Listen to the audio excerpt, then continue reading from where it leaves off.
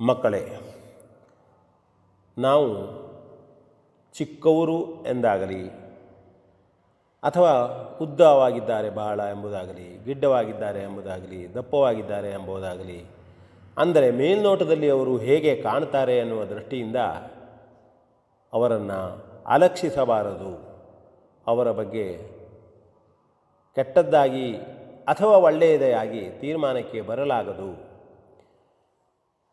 ಅದರಲ್ಲೂ ವಿಶೇಷವಾಗಿ ಯಾರನ್ನು ನಾವು ಅಲಕ್ಷಿಸಬಾರದು ಎನ್ನುವುದಕ್ಕೆ ಒಂದು ಚಿಕ್ಕ ಕಥೆಯನ್ನು ಹೇಳ್ತೇನೆ ನಾನು. ಒಂದು ಕಾಗೆ ಒಂದು ಮರದ ಮೇಲೆ ಕುಳಿತುಕೊಂಡಿತ್ತು. ಚಂದವಾಗಿ ಗಾಳಿಯನ್ನು ಸೇವಿಸುತ್ತಾ ಸುತ್ತಮುತ್ತಲೂ ನೋಡುತ್ತಾ ಕುಳಿತುಕೊಂಡಿತ್ತು. ಅದೇ ಸಂದರ್ಭದಲ್ಲಿ ದೂರದಲ್ಲಿ ಹಾರಾಡುತ್ತಿದ್ದಂತಹ ಒಂದು ಗುಬ್ಬಿ ತಾನು ಕಾಗೆಯೊಂದಿಗೆ ಮಾತನಾಡಬೇಕು, ದೊಡ್ಡದಾದಂತಹ ಕಾಗೆ ಇಲ್ಲಿ ಕುಳಿತುಕೊಂಡಿದೆ ಎಂದು ಭಾವಿಸಿ ಪ್ರೀತಿಯಿಂದ ಓಡೋಡಿ ಬಂದು ಆ ಮರದ ಇನ್ನೊಂದು ಟೊಂಗೆ ಮೇಲೆ ಕುಳಿತು,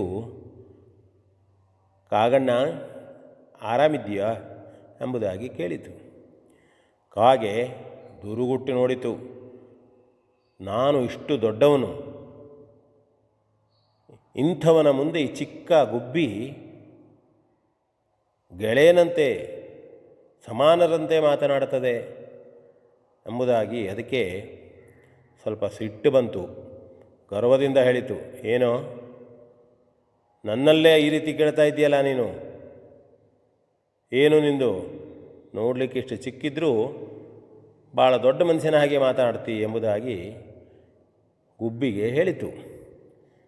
ಇಲ್ಲ ಕಾಗಣ್ಣ, ನಾನು ಚಿಕ್ಕವ ಹೌದು, ಆದರೆ ನೀನು ಆರಾಮವಾಗಿ ಕುಳಿತುಕೊಂಡಿದ್ದಿ, ನಿನ್ನನ್ನು ನೋಡಿದೆ, ನನಗೂ ಸ್ವಲ್ಪ ಕೆಲಸ ಎಲ್ಲ ಮುಗೀತು. ಈಗ ಹೊರಗೆ ಬಂದರೆ ಯಾರೊಂದಿಗೂ ಮಾತನಾಡೋಣ ಅಂತ ಕಾಣ್ತು. ನಿನ್ನೊಂದಿಗೂ ಮಾತನಾಡಿ ಕೆಲವು ಸಮಯ ಪ್ರೀತಿಯಿಂದ ಇಬ್ಬರು ಸಮಯ ಕಳೆಯೋಣ ಎಂಬುದಾಗಿ ಕಾಣ್ತು. ಹಾಗಾಗಿ ಬಂದೆ ಅಂತ ಹೇಳಿತು. ಓಹೋ ಹೋ ಹೋ, ನಿನಗೆ ನನ್ನ ಜೊತೆ ಸಮಾನತೆಯೋ? ಹೋಗೋ, ಯಾರು ನಿನ್ನ ಹಾಗೆ ಚಿಕ್ಕವರಿದ್ದರೆ ಅವ್ರ ಜೊತೆ ಮಾಡು ನಿನ್ನ ಗೆಳೆತನ ಎಂಬುದಾಗಿ ಕಾಗೆ ಗಟ್ಟಿಯಾಗಿ ಹೇಳಿತು. ಆಗ ಗುಬ್ಬಿ ಸಿಟ್ಟು ಮಾಡಿಕೊಳ್ಳಲಿಲ್ಲ. ಕಾಗಣ್ಣ, ಯಾಕೋ ಇವತ್ತು ಈ ರೀತಿ ಮಾತನಾಡ್ತಾ ಇದ್ದಿ? ನಾನು ನಿನ್ನೊಂದಿಗೆ ಗೆಳೆತನ ಮಾಡಲಿಕ್ಕೆ ತೊಂದರೆ ಏನು, ಮಾತನಾಡಲಿಕ್ಕೆ ತೊಂದರೆ ಏನು ಎಂಬುದಾಗಿ ಕೇಳಿತು. ಆಗ ಕಾಗೆ ಹೇಳಿತು, ನೋಡು, ಅಲ್ಲೂ ದೂರದಲ್ಲಿ ಕಾಣುತ್ತದಿಲ್ಲ, ಆ ಮರವನ್ನು ನಾನು ನಿಮಿಷಾರ್ಧದಲ್ಲಿ ಹಾರಿ ಹೋಗಿ ಬರಬಲ್ಲೆ. ನಾನು ಆ ರೀತಿ ಶಕ್ತಿ ಇದ್ದವನು ಎಂಬುದಾಗಿ ಹೇಳಿತು. ನೀನು ಮಾಡಬಲ್ಲಿಯಾ? ಆಗ ಗುಬ್ಬಿ, ಕಾಗಣ್ಣ, ಆ ಸ್ಪರ್ಧೆ ನಮ್ಮಲ್ಲಿ ಬೇಡ ಈಗ. ಹಾಗೆ ಸ್ಪರ್ಧೆಗೆ ಅಂಜುತ್ತೇನೆ ಅಂತ ಅರ್ಥ ಅಲ್ಲ. ಶಕ್ತಿ ಇಲ್ಲದೆ ಇದ್ದರೆ ಯುಕ್ತಿಯಿಂದಲಾದರೂ ಗೆಲ್ಲಬೇಕಂತೆ ಎಂಬುದಾಗಿ ಗುಬ್ಬಿ ಹೇಳಿತು. ನೋಡೋಣ ಈಗ, ಹಾಗಿದ್ದರೆ ನಾನು ಹಾರ್ತೇನೆ ಎಂಬುದಾಗಿ ಸ್ಪರ್ಧಾತ್ಮಕವಾಗಿಯೇ ಕಾಗೆ ಆ ಮರದ ಕಡೆ ಹಾರಿ ಹೋಯಿತು. ಹೋಗಿ ಕುಳಿತುಕೊಂಡಿತು. ಕುಳಿತು, ಏಯ್ ಗುಬ್ಬಿ, ಎಲ್ಲೋದ್ಯಾ?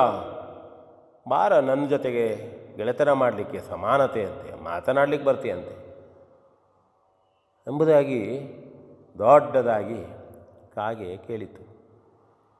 ಅದಕ್ಕಿಂತ 1 ಫೂಟು ಎತ್ತರದಲ್ಲಿ ಟೊಂಗೆ ಮೇಲೆ ಕುಳಿತಂತಹ ಗುಬ್ಬಿ ಸಣ್ಣದಾಗಿ ಹೇಳಿತು, ಕಾಕಣ್ಣ, ಇಲ್ಲೇ ಇದ್ದೇನೆ, ದೊಡ್ಡದಾಗಿ ಹೇಳಬೇಡ.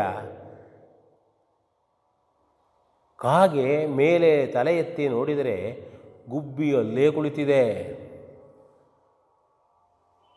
ಆಗ ಕಾಗೆಗೆ ಆಶ್ಚರ್ಯ ಆಯಿತು.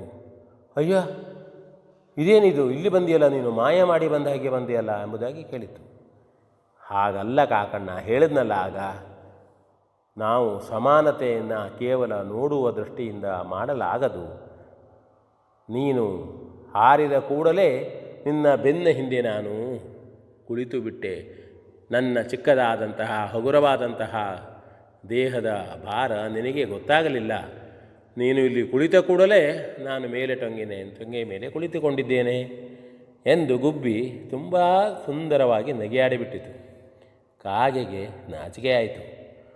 ಓ ಹೌದಲ್ಲ, ನಾಚಿಕೆಯಾಗಿ ಗುಬ್ಬಿಗೆ ಹೇಳಿತು, ಹೌದು ಗುಬ್ಬಿ ಅಣ್ಣ, ನಾವಿಬ್ಬರೂ ಸಮಾನರು, ಹೌದು.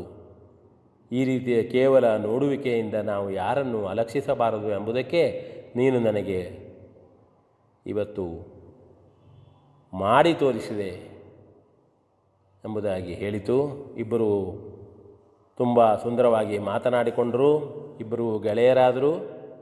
ಇದು ನಮಗೂ ಕೂಡ ನೀತಿ ಅಂತ ಹೇಳ್ತಾ ವಿ ಎನ್ ಭಾಗವತ್ ಬರಬಳ್ಳಿ.